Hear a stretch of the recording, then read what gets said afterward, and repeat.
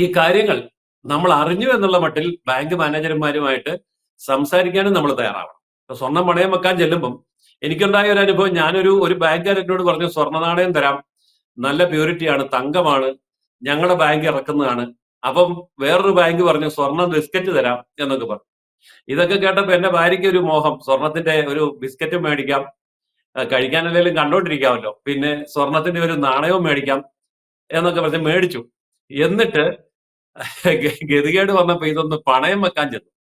ആ സ്വർണ്ണ നാണയം മേടിച്ച അതേ ബാങ്കിൽ തന്നെ പണയം വെക്കാൻ ചെന്നപ്പോ പറയും, ഇത് എടുക്കുകയല്ലേ സാറേ. ഞാൻ പറഞ്ഞു, പിടിച്ചു തരാം, എടുക്ക, പൊങ്ങയിറങ്ങി പിടി. അതെന്താ സാർ അങ്ങനെ? അല്ല, നിങ്ങളാണ് ഈ നാണയം എനിക്ക് തന്നത്, എന്നിട്ട് നിങ്ങളുടെ ബാങ്കിൽ പണയം വെക്കാൻ വരുമ്പോ എടുക്കുകയെന്ന് പറഞ്ഞാൽ ഇത് എവിടുത്തെ മര്യാദയാന്ന് ചോദിച്ചു.